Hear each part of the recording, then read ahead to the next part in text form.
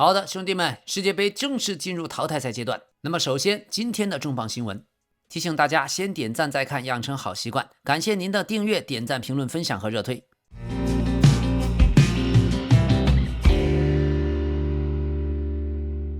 那麼首先，韓國隊的主教練洪明甫已經宣布辭職，沒什麼好說的，大快人心呀！這一次韓國的選帥本身就是鬧劇，足協主席一意孤行，非要保送洪明甫。當時24年初，克林斯曼帶着韓國殺進了亞洲杯半決賽，離決賽就差一口氣，結果0-2輸給了約旦，全國炸了鍋。為了平息大家的怒火，韓國足協趕緊在24年2月16日和克林斯曼解約。當時的理由是成績不行啊，半決賽竟然輸給約旦，不能接受，而且隊內的氛圍稀爛，管理也不到位。孫興敏和李剛仁發生了摩擦，兩個人打乒乓球時還動了手，導致孫興敏手指受傷。還有，你克林斯曼長期不在韓國居住，有事沒事就往歐洲跑，這種態度打動不了韓國人。但是當時雙方簽約的時候，亞洲杯的底線是進4強，合同期是要到世界杯以後才結束，所以克林斯曼明明是達了標，解約就得賠700萬歐元，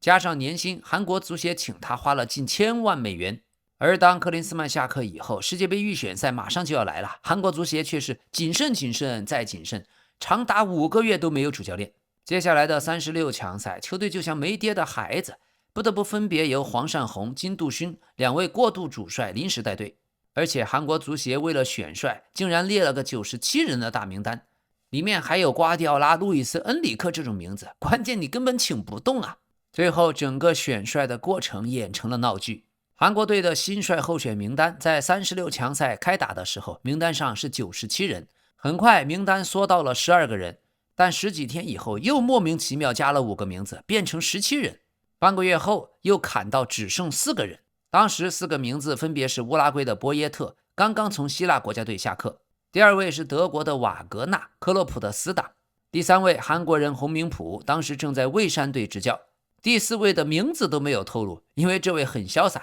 連面試的機會都不給韓國足協，直接拒絕了韓國隊的帥位。於是韓國足協技術總監為了洽談新的主教練，飛了好幾次歐洲，跟波耶特跟瓦格納面對面的聊了好幾輪。但幾個回合下來，他的報告寫得四平八穩啊，這2個人戰術理念不適合我們韓國足球，他們不了解我們國情，很難長期住在韓國。好吧，2個外籍的候選人一否，就只剩洪明甫。於是2-3天之內，洪明甫就已經官宣上任，節奏快得讓人懷疑。後來韓國足協戰力強化委員會的委員、前旅歐球員朴柱浩在社交媒體發了一條足足50分鐘的視頻，揭露了選帥裡面的黑幕，說自己推薦了好多個名帥，但都被委員會一口咬定這不合適，那個也不合適。最後韓國足協鐵了心的就是只要洪明甫，而洪明甫本人最初的態度很堅決，我不來，我堅決不來。但這時候韓國足協主席鄭夢奎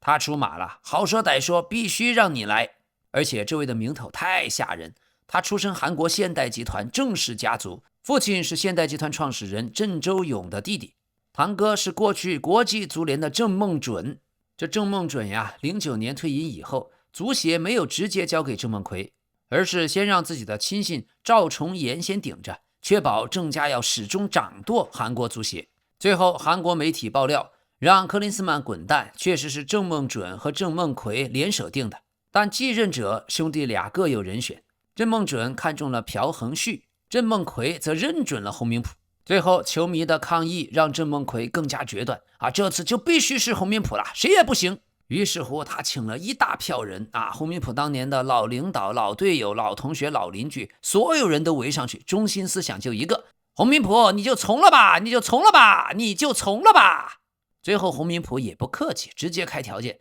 啊，頂薪200萬美元，1分不能少，外加給我配2個外籍助教。韓國足協答應的比誰都快，滿足，絕对滿足。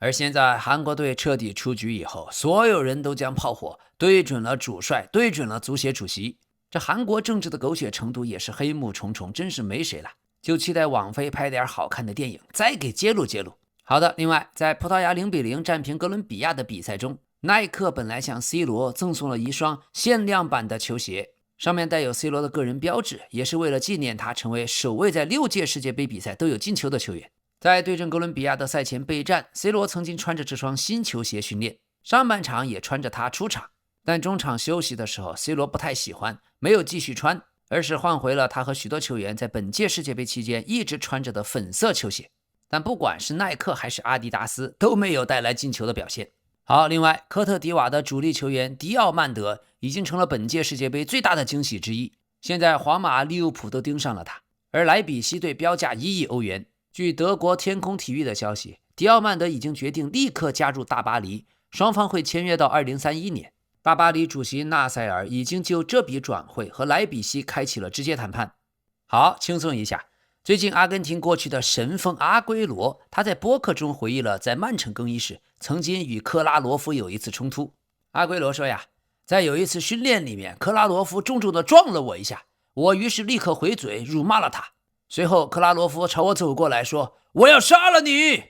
那一刻我真的以為自己可能會被他打死。於是訓練結束以後，我故意悄悄留下來練射門，想等克拉羅夫洗完澡先走。結果後來克拉羅夫給我發消息問我在不在家，我當時心裡想，這個瘋子不會是真要來我家揍我吧？那段時間我在打高爾夫，球桿就放在家門口。我心想，如果他要殺了我，那至少也得挨我一下，我也要拿高爾夫球桿狠狠打他一下。於是我家的門鈴響了，我開了門，對着克拉羅夫我問，一切都還好嗎？克拉羅夫說，是啊，走吧，我們去喝杯咖啡吧。後來我們兩個人聊起了足球，聊起了別的話題。克拉羅夫還說，發生的事已經發生了，就讓他過去吧，對不起。而我接受了道歉，告訴他我沒事兒。克拉羅夫還問我，不就是喝個咖啡嗎？你把高爾夫球桿帶上幹嘛？好的，明天的16分之一決賽，巴西對日本，德國對巴拉圭，荷蘭對摩洛哥。現在各支強隊裡面，巴西的勝率不算高。大數據分析，巴西晉級的概率69.5%，日本30.5%，德國晉級的概率80.5%，巴拉圭19.5%，荷蘭60.3%，摩洛哥39.7%。所以這本身也能體現出，面對安切洛蒂帶的巴西隊，日本隊已經獲得了人們的尊重，即使爆冷門，大家也不意外。老 K 雖然是日本隊的絕對擁躉，但本着客觀的精神，我仍然預測巴西獲勝的可能性更大，最可能的比分2-1，其次是1-1，這是指的90分鐘內的比賽結果。而如果進入加時賽或者點球淘汰，仍然是巴西晉級的可能性更大。那麼有趣的是，巴西名宿，同時也是日本足球的名宿季科，他今天說，如果巴西贏了，那太好了，因為我是巴西人。不過即使巴西輸球，我也不會悲傷，因為日本足球界也流着我的一點血。所以這裡就要談到日本隊在90年代初，當時準備打造 J 聯賽，準備復興自己的足球。那時候到現在，他們的思路都很簡單，3個字：巴西隊。所以第一個找到的就是已經退役的季科。在1993年 J 聯賽正式成立，不過在成立前2年的1991年，已經退役的季科白貝利宣布復出，加盟了當時的住友金屬隊，也就是現在的鹿島鹿角。他不僅是來踢球的，更是来日本足球当教父的。早期的日本足球在生活習慣、訓練細節並不職業。季科來了之後，第一件事就大刀闊斧地進行基建和生活方面的改革。他強行要求俱樂部給球員要配備專業的營養餐，改造訓練的草皮和更衣室。如果訓練的時候發現球員沒有按標準進行專業的訓練或者飲食，他也會毫不留情地予以糾正。在場上，季科親自指導當時的日本球員技術的動作和比賽的閱讀能力，將桑巴足球的內核烙印在日本球員的意識裡面。他還給鹿島鹿角寫下了沿用至今的隊訓：獻身、誠實、尊重。這也就是鹿島鹿角隊日後成為 J 聯賽傳統豪門的精神基礎。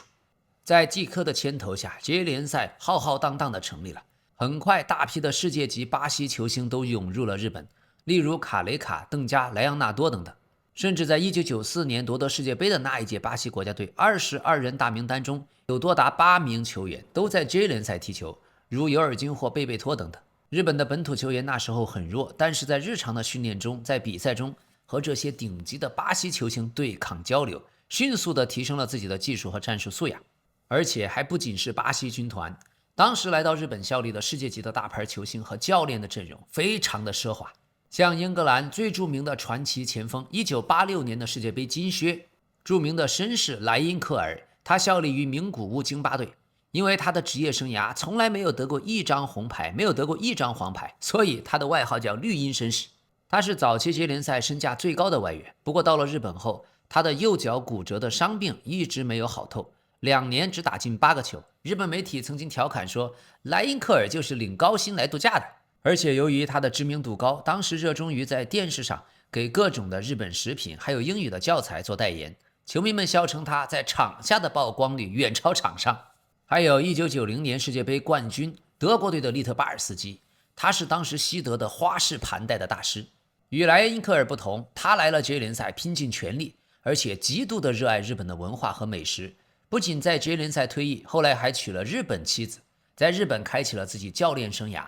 他是早期的職業聯賽最敬業的絕對典範。利特巴爾斯基效力於世元東日本聯隊，也就是現在的千葉世元隊。第3位，斯托伊科維奇，南斯拉夫的中場藝術大師，著名的中場妖星，他的綽號叫皮克西。因為當時的南斯拉夫引进了一部著名的動畫片，叫做《皮克西和迪克西》，講述了2隻老鼠和貓的故事。所以斯托伊科維奇小時候就是這個動畫片的死忠粉，從來不錯過任何一集。由於太喜歡那隻聰明伶俐的小老鼠皮克西，所以身邊的人和長輩從小就用這個名字叫他，久而久之成了終身綽號。所以當他效力於名古屋京巴隊時，日本球迷不叫他的本名，而是更喜歡整齊劃一的在看台上高喊阿雷皮克西，阿雷皮克西，前進皮克西。特別是斯托伊科維奇靈動飄逸、極具創造力的球風，恰好和皮克西那種精靈一般小妖精的含義完美契合。第4位，意大利隊的斯基拉奇，意大利90年世界杯金靴和金球獎得主。老 K 小时候最喜歡踢球的時候大喊斯基拉奇，卡車司機，這樣去踢球帥極了，帥極了。斯基拉奇效力於磐田喜悅隊，他在日本展現了恐怖的進球效率，78場進了56個球。但有一場比賽，因為不滿裁判判罰，他用剛剛學會的半吊子英語對着裁判怒吼 Kora Kora， 大概是混蛋的意思，結果被主裁判直接出示紅牌罰下。好，還有馬拉多納青年隊時期的黃金搭檔，阿根廷的傳奇前鋒拉蒙迪亞斯，效力於橫濱水手隊。他是93年職業聯賽處子賽季歷史第1位聯賽金靴，進了28個球。他的完美的左腳技術給剛剛職業化的日本後衛們上了生動的一課。不僅是球星，還有一些超級牛逼的教練，比如後來去了阿森納建立王朝的溫格。溫格當時執教名古屋京巴隊，最開始的名古屋是個出了名的爛隊，但溫格去了之後，推行革命性的飲食管理，禁止吃糖，禁止吃油炸食物，多吃魚，多吃蔬菜，還有科學的訓練方法，帶着名古屋京巴隊從墊底一路逆襲，還拿到了天皇杯冠軍。溫格後來還承認，正是日本的飲食文化啟發了他，他把在日本學到的魚和水煮蔬菜這樣的食譜後來帶到了英超阿森納，幫那些30多歲的英格蘭老將們延長了職業壽命。後來當阿森納去日本挖溫格的時候，名古屋的球迷們拉出橫幅，阿爾塞納請不要離開我們。那麼教練方面，還有後來02年獲得了世界杯冠軍，執教切爾西的大菲爾斯科拉里，他在1997年就執教日本職業聯賽的磐田喜悅隊，但只待了幾個月，因為後來巴西國內的邀請而解約。但就那短短的幾個月，給磐田留下了極度強調身體對抗和實用主義的非常硬朗的球風，這直接催生了磐田喜悅在90年代末和鹿島鹿角雙雄爭霸，那是職業聯賽的黃金時代。另外還有1978年阿根廷隊的世界杯冠軍中場，後來熱刺的名宿阿根廷人奧斯瓦爾多·阿迪萊斯，他執教了清水心跳隊和橫濱水手隊。作為主教練，他在職業聯賽推崇非常瘋狂的全攻全守和五前鋒的戰術，徹底把南美足球骨子裡的浪漫和瘋狂帶到日本。儘管攻防兩端經常失去平衡，但他執教的比賽永遠是當年的職業聯賽上座力和收视率的保證。所以70年代日本經濟開始騰飛，早期的日本聯賽還只是企業之間的業餘聯賽，踢法非常死板，社會的關注度也低。但有了錢之後，企業的球隊開始嘗試重金從巴西招募一些優秀球員到日本踢球，並從中選擇規劃的對象代表日本效力。這其中最偉大的破冰者就是魯伊·拉莫斯。1977年加盟了讀賣俱樂部，也就是今天的東京綠鷹隊。他的職業生涯共效力日本聯賽長達21年。1989年他入籍日本，改了一個漢化的名字叫劉偉。90年首次代表日本國家隊出戰，92年還幫助日本首奪亞洲杯冠軍。這裡說個冷知識啊，所謂的強大的中國國家男子足球隊在亞洲杯歷史上從來沒有拿到過冠軍，也就84年和04年曾經進入過決賽，拿到亞軍。而後來日本國家隊在隨後衝向世界的每一個里程碑時候，中軸線上都有一個規劃的巴西大哥，而且退役後基本都留在了日本。除了魯伊拉莫斯之外，還有97年規劃的吕比須，原名瓦格納洛佩斯，他是98年世界杯預選賽關鍵的功臣，幫助日本隊歷史上首次殺入了世界杯決賽圈。還有01年規劃的三都主，原名阿里桑德羅·桑托斯，他是季科執教日本國家隊时期的主力球員，打滿了02和06年2屆世界杯。還有03年規劃的田中斗笠王，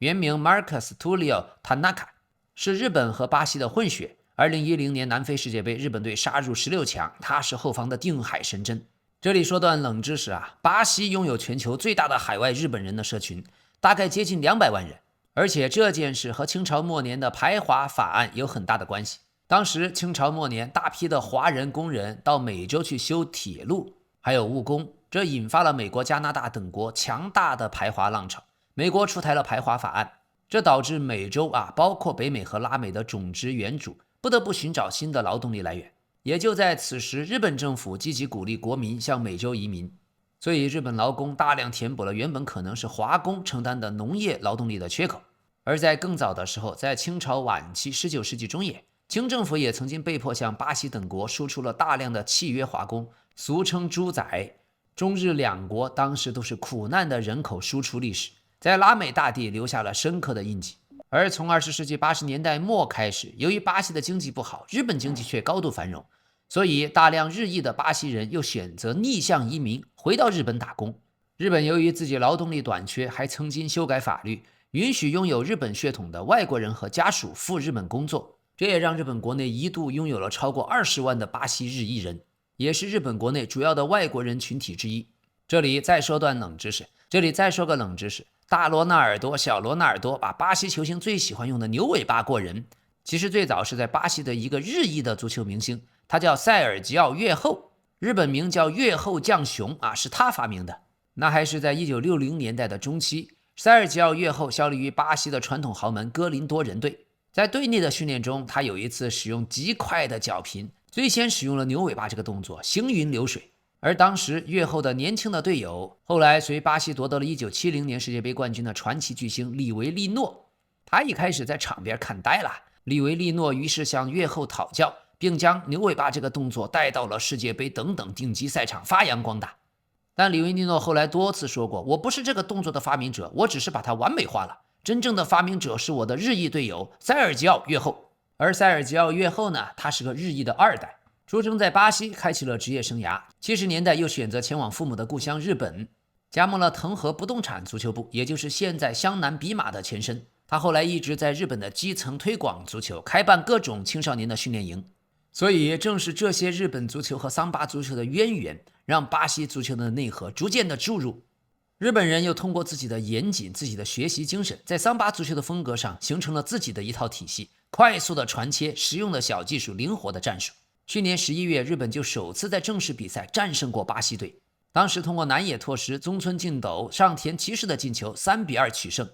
儘管只是友誼賽，但今天這一場世界杯16分之一決賽，這也是最重要的背景。所以這場在休斯頓舉行的比賽，勝者將對陣挪威和科特迪瓦之間的勝者。可惜傷病方面，這支日本隊遠非完美，遠藤航、三山薰、久保建英、南野拓實都無法參賽。不過久保建英這裡存疑。而巴西隊明確缺席的是拉菲尼亞，內馬爾的身體狀態也未知。意大利教練安切洛蒂在巴西隊上任以後，他帶來的關鍵詞不是漂亮，而是穩定。久經沙場的老帥，他知道在進入淘汰賽以後，真正需要表現出來的是韌性。所以巴西隊大概率會延續4-3-3。安切洛蒂對日本前的最後訓練重點包括定位球，他在訓練中使用了對蘇格蘭時的首發框架。核心的陣容是卡塞米羅穩住中路，吉馬良斯提供前插和最後一傳，帕奎塔在中前場負責連接，拉揚負責右路的衝擊和反搶，維尼修斯更多從左路進入內部區域和禁區內。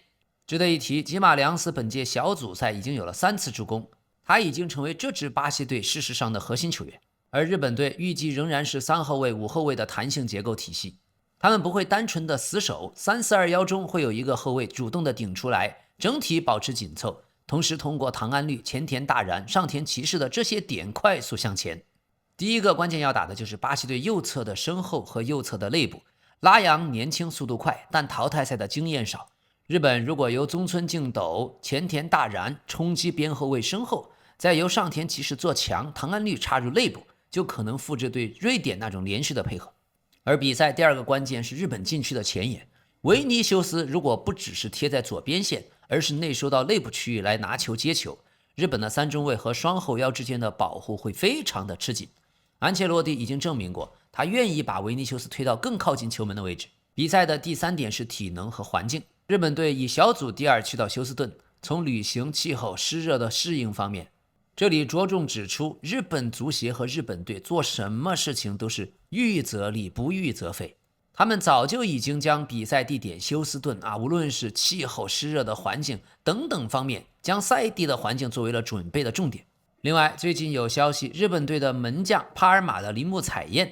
已經被刚刚升入英超的利茲聯隊盯上了。利茲聯隊準備給他提供一份合同，直到2031年。帕爾馬要求3000萬歐元，這筆轉會成功的可能性很大。而值得一提，巴西隊的老將內馬爾曾經在5次對陣日本的比賽中，一個人打進9個球，所以如果他的身體恢復健康，將是日本隊的頭號大敵。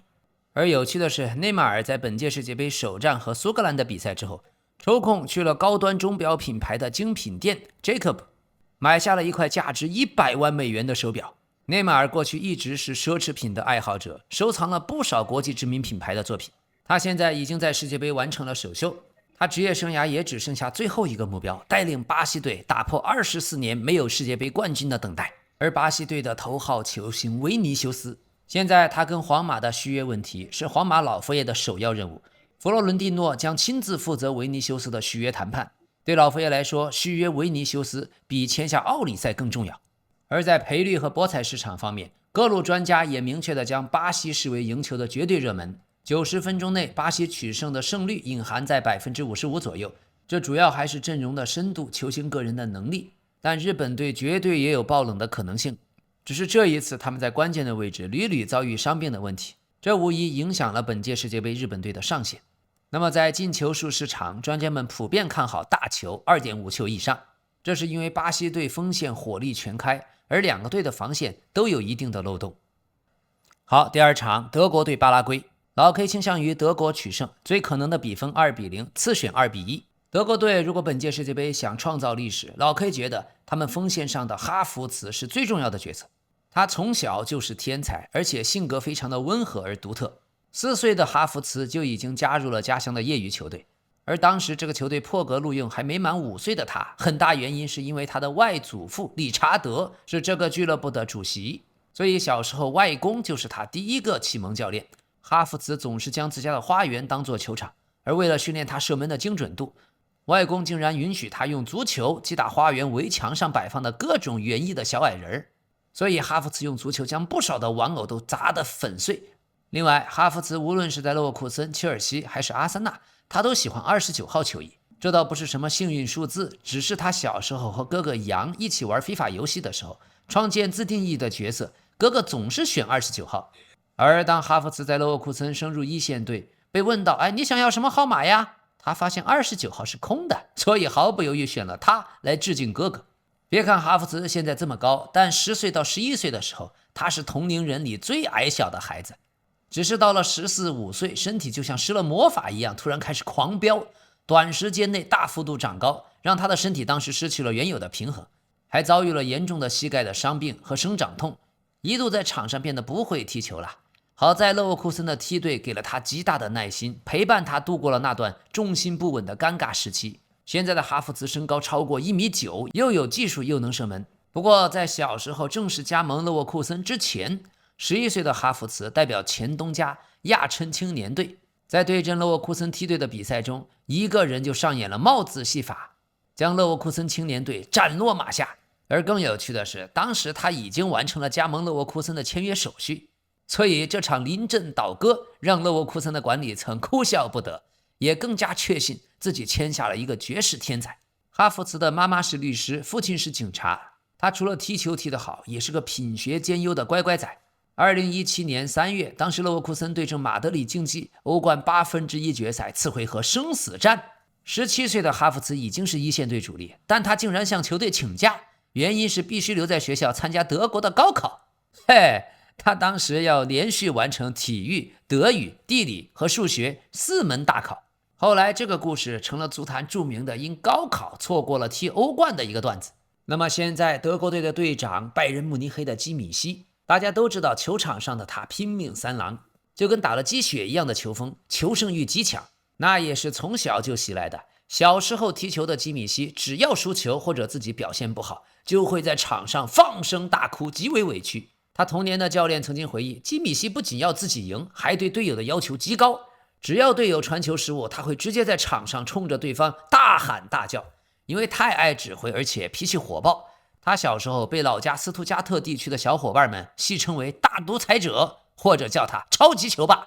基米希12歲加入了德甲著名的斯圖加特青训營，但即使如此的拼命三郎，在他18歲的時候，斯图加特青训队教練卻認為他體格太瘦弱，對抗能力太差，未來很難在德甲立足。備受打擊的基米希沒有放棄，而是選擇轉會去到當時還在德丙的萊比錫紅牛。有趣的是，在斯圖加特青年隊，基米希其實一直踢的是前鋒或者前腰，直到去了萊比錫，遇到了恩師朗尼克，他的防守和那種瘋狗般的逼搶天賦被開發了出來，於是被固定在後腰位置。後來斯圖加特對這次看走眼，追悔莫及啊。2015年，瓜迪奧拉看中了他，將他帶到拜仁慕尼黑。而瓜帥對他的痴迷貢獻了很多足壇的名場面。有一次拜仁對多特蒙德的比賽結束後，瓜迪奧拉沒有和任何人慶祝，而是直接衝進球場，面部表情極為猙獰，拽住了基米希，瘋狂地對他大吼大叫。當時大家都以為這兩個人要發生衝突，可瓜迪奧拉卻在賽後的新聞發布會上瘋狂地表白：我愛基米希，我愛這個孩子，他是世界上最好的球員之一，他有成為頂級巨星的一切特質。所以那次現場的怒噴，其實是瓜迪奧拉在極度亢奮的情況下給他講解最後的戰術站位，你應該這麼頂，你應該這麼頂。基米希在場上他幾乎除了門將之外，所有的中後場位置都能踢，踢過右後衛，踢過後腰，踢過中前衛，甚至踢過中後衛，所以他還有一個外號叫德國瑞士軍刀。但他自己呢卻直言不諱地說，我最討厭這個外號了，因為基米希最渴望最舒服的位置是純後腰，也就是6號位。但是由於他的右後衛踢得太好，每次國家隊或者拜仁慕尼黑右路缺人他就像巴爾韋德一樣，經常被強行發配，你去打右後衛。這樣的全能性讓他經常在網絡上被人怒噴基米希你打邊後衛到底會不會防守，到底會不會傳中啊？還有冷知識，在當今足壇，現在這種物欲橫流的世界，基米希屬於極少數的異類，他沒有職業經紀人。21年的基米希在和拜仁續約的時候，炒掉了自己的經紀公司，他自己在家裡研究複雜的法律條文、薪酬結構、合同細節，然後只身一個人就去了拜仁高層的辦公室，和薩里哈米季奇等等談判的大佬直接兌現，最終不僅為自己爭取到了頂薪，他還表示，我就想自己掌控自己的人生，賺多賺少我都自己負責，不想再讓第三方來代表我的意志了。這件事情當時在足壇也引發巨大的轟動。但他也不是唯一的一個，像曼城過去的中場大師德布勞內，他在21年和曼城續約，也是解雇了原有的經紀人，完全由自己、由父親、由律師組成了團隊。談判的時候，德布勞內也沒有採取傳統的拉扯和打感情牌，自掏腰包，他聘請了專業的數據分析團隊，給自己量身定制了一份詳盡的大數據報告，量化了德布勞內對球隊的貢獻，他在陣中對贏球勝率的影響，甚至預測了隨着年齡的增長，他在未來幾年還可以為曼城帶來多少商業和競技的價值。面對德布勞內自己拿出來這份數據報告，曼城管理層心服口服。德布勞內成功拿到了當時英超頂薪的5年長約，而且還省下了數百萬英鎊的經紀人佣金。所以什麼叫高智商中場？德布勞內和基米希絕對是算一個。多說一句NBA 的勒布朗詹姆斯和詹姆斯哈登也是很長時間沒有自己正式的經紀人。哈登作為聯盟的頂級巨星，直接在球員工會的諮詢下選用現成的頂薪模板合同，省去中間商賺差價，直接和球隊總經理對話。而勒布朗詹姆斯現在的經紀人是里奇保羅，但早期他也是炒掉了老牌的知名經紀人阿隆古德溫。當時他成立自己的公司，讓兒時的玩伴里奇保羅還有馬弗里克卡特等等純外行的好友組成了核心团队。但其實勒布朗詹姆斯自己才是幕後那個拍板的真正的大 boss。好，說回基米希，他在場上的脾氣雖然火爆，但私底下非常的有社會責任感。疫情期間，他跟隊友格雷茨卡成立了名叫 We Kick Corona 這樣一個慈善基金，自掏腰包募集了數百萬歐元，來幫助社會底層的弱勢群體和醫療機構。而為了保持競技狀態，基米希深受老大哥萊萬多夫斯基的影響，他有極度嚴苛的飲食和作息習慣，幾乎不碰任何垃圾食品，是個標準的苦行僧。而基米希和格雷茨卡在疫情期間，德甲聯賽當時被迫全面停擺，於是這兩個人制定了瘋狂的居家增肌特訓計劃。等到德甲復賽，大家發現格雷茨卡從一個瘦弱的排骨型的中場直接膨脹成了魔鬼施瓦辛格，手臂粗了整整一圈。這裡面最核心的秘訣就是這兩個人每天在車庫裡瘋狂擼鐵，還瘋狂的吃雞胸肉和蛋白粉。兩個人天天打視頻電話就問，今天你吃了多少斤雞肉？喂，你怎麼才能把雞胸肉做得不那麼難吃啊？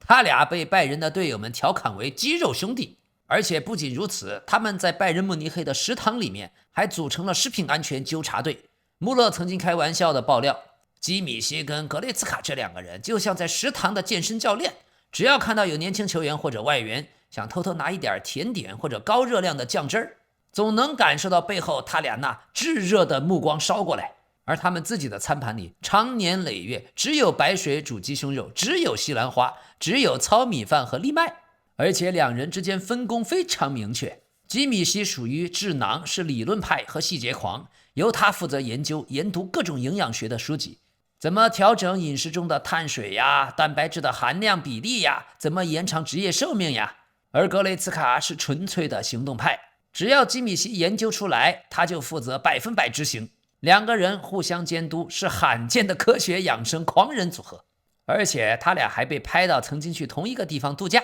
度假的主要活動呢，是結巴爾去當地的健身房擼鐵，揮汗如雨之後，再一起到餐廳裡點2盤毫無味道的烤雞胸肉，搭配檸檬水慶祝一下。所以這就是德國人超乎常人的職業態度，極端的自律。說真的，這一場巴拉圭遇上德國隊，凶多吉少，基米希絕對是最硬的腰。不過巴拉圭隊呢，也屬於典型的身體很強硬、激勵性很強、反擊很明確的對手。如果上半場打成0-0，心理壓力會慢慢的轉移到德國這一邊。現在德國隊這邊的爭議主要集中在他們天才一樣的攻擊群到底能不能承擔起責任。像穆夏拉、維爾茨、哈弗茨急需爆發。另外，專家們也在討論昂達夫是不是應該取代哈弗茨。而巴拉圭隊雖然晉級，但是對澳大利亞的5後衛和保守的方案也被批評。這場巴拉圭肯定會用非常緊湊、身體對抗很強的方法。而德國隊必須用更高的節奏、更強的強度去撕開對方的防線。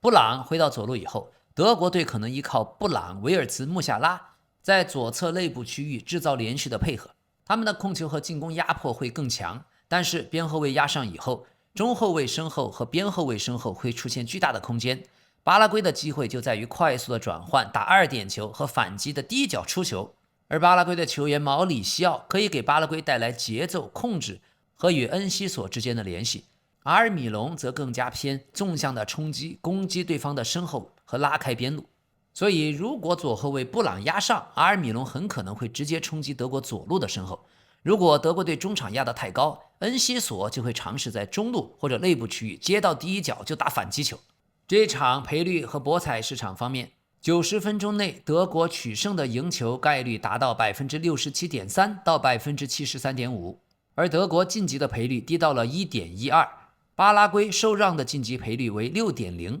這主要還是哈弗茨、穆夏拉、維爾茨組成了進攻端非常有液態流動性的進攻組合，巴拉圭队很難全場都能抵擋他們輪番的高壓進攻。再加上小組賽中巴拉圭進攻也乏善可陳，常規的90分鐘他們很難攻破德國队大门。而大小球方面 2.5 球為主，市場資金更偏向於多進球的進攻局。另外，荷蘭對摩洛哥這場，老 K 看好荷蘭勝2-1或者1-1。這場球雙方很有淵源，摩洛哥過去10年就借助了大量荷蘭足球的經驗建隊，他們陣中多名球員都是在荷蘭出生和長大，塞巴里也效力埃因霍溫。摩洛哥的26人大名單中竟然有19個人都出生在國外，所以這一場摩洛哥對荷蘭也是移民後裔身份認同的一種交匯。而賽前，過去荷蘭名宿范德法特的話也引起了廣泛的爭議。他說，雙重國籍的球員選擇代表摩洛哥國家隊，是因為他們能力不足以進入荷蘭國家隊，退而求其次。但是這種說法无视了球員的文化認同和對祖國的歸屬感，激怒了許多荷蘭籍的摩洛哥人。要知道，在荷蘭國內，摩洛哥是最大的少數族裔群體之一。這種關於身份認同忠誠度的公開辯論，揭開了大家在認同上的裂痕，被許多摩洛哥裔的移民視為是一種居高臨下的傲慢和偏見。於是，這場球已經不僅是簡單的足球對抗，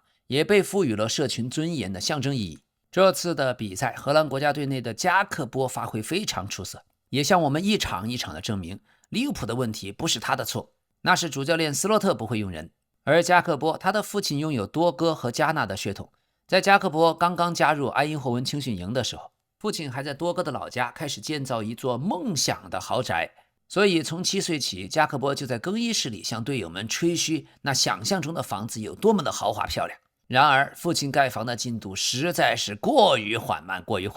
直到加克波已經成為職業球員，在利物浦一線隊和隊友閒聊的時候，大家震驚地發現這棟房子竟然還在蓋。隊友們拿這件事打趣了很久，加克波也因此意識到，生活中最好的事就像蓋房子一樣，要循序漸進，一塊磚一塊磚，慢慢的打磨。有趣的是加克波母親是無條件支持他的足球夢，可父親態度非常嚴厲。小時候，如果加克波在周末比賽踢得好，父子倆會聊一整天的足球，但如果踢得不好，父親就會一直保持沉默。加克波表示，從父親的沉默中，他就知道第二天早上自己要倒霉了。果然，每次第二天，父親就会帶他去球場糾正錯誤。每次訓練長達1到3個小時，有時候練到天黑還沒結束。所以小時候的加克波常常在表現不好之後，躲在被窩裡賴到下午，只為了逃避加練。不過在青訓營他6歲就加入了埃因霍温，整個青少年時期是個模範生。教練只要稍微提點一下，他就馬上能夠改正，從不惹麻煩，注意力总是很集中。而由于從小在埃因霍温長大，所以他早年的足球偶像就是身邊的明星球員，像阿弗萊、法爾範，還有維納爾杜姆以及德佩。加克波的爸爸曾經是多哥一名職業足球運動員，母親則更加厲害，是荷蘭國家女子橄欖球隊的成員。他的媽媽是在去多哥度假的時候和父親相戀，所以他身上具有強聯合的運動基因。所以加克波身高1.93米，速度卻極快，身手也極為靈活。他和哥哥西德尼還有弟弟杜克從小就在院子裡對抗，也在 PlayStation 遊戲機上面打非法遊戲。有趣的是，他們只允許对方選擇 PSV 埃因霍温來進行內戰。如今3兄弟全部成為了職業球員。另外，加克波非常聰明，青訓時期他的文化課成績足以讓他拿到含金量更高的大學預備教育文憑。但由於足球，他最終選擇了高級中等教育，理由非常真實也接地氣。因為大學預備教育的家庭作業實在太多了，他更想把時間留給足球。另一方面，加克波是極為虔誠的基督徒，從青年隊到國家隊，他不僅每天自己讀聖經，還經常在客場比賽的酒店裡拉上德佩等等10幾名隊友一起組成了聖經研討小組。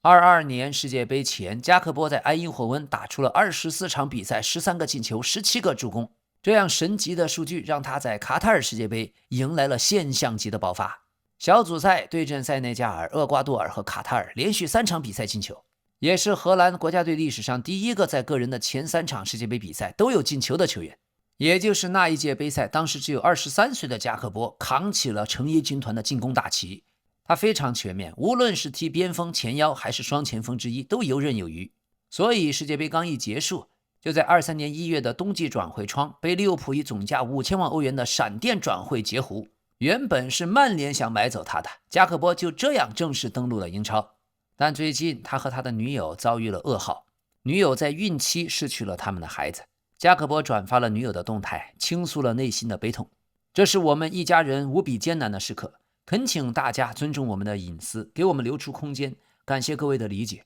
而加克波和女友共同做出決定，他將繼續留在國家隊集訓營。荷蘭足協也向球員和女友表達了慰問。加克波的女友叫諾亞·范德比爾，是一位土生土長的荷蘭姑娘，不僅長得漂亮，而且她畢業於荷蘭的埃文斯應用科學大學，主修管理學。畢業後在荷蘭一家模特公司擔任初級經紀人。由於外形條件極佳金髮碧眼，身材也高挑，她自己也經常作為模特參與拍攝。現在諾亞隨着加克波一起定居墨西塞德郡。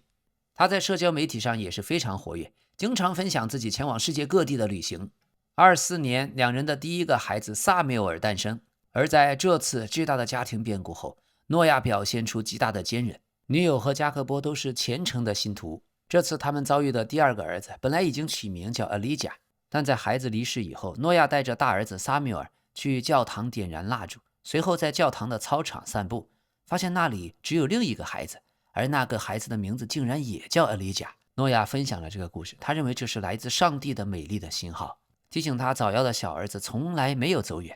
那麼這次荷蘭隊進攻的主軸仍然是4-3-3，鄧弗里斯泥頭車會在右路前插，德容和賴因德斯負責中路的推進和轉移，布羅貝在中路負責衝擊，加克波在左路內收。他們的問題是在攻轉手的 transition 階段，比如對陣突尼斯隊時，荷蘭有些時候轉換太慢，站位不緊湊。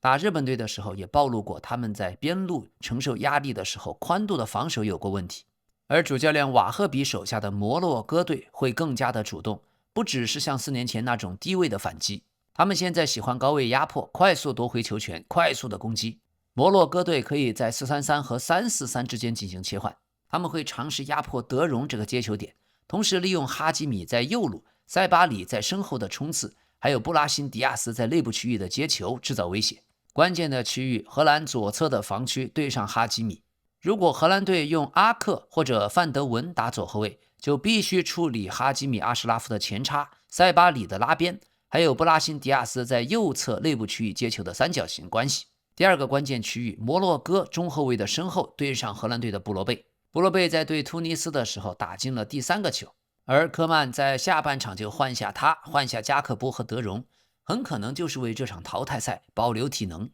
摩洛哥隊只要敢前壓，布羅貝的背身和反越位會成為直接打穿對方中路的手段。那麼第3點就是定位球。荷蘭对突尼斯的進球裡面，布羅貝的進球來自范戴克把任意球頂回門前，范赫克的進球來自賴因德斯的角球。所以荷蘭隊的定位球2點還有中後衛的衝擊是最大的武器之一。摩洛哥如果被荷蘭連續的制造角球，那就要小心了。另外冷知識，小組賽第3輪，荷蘭3-1擊敗突尼斯的時候，中鋒德佩替補登場，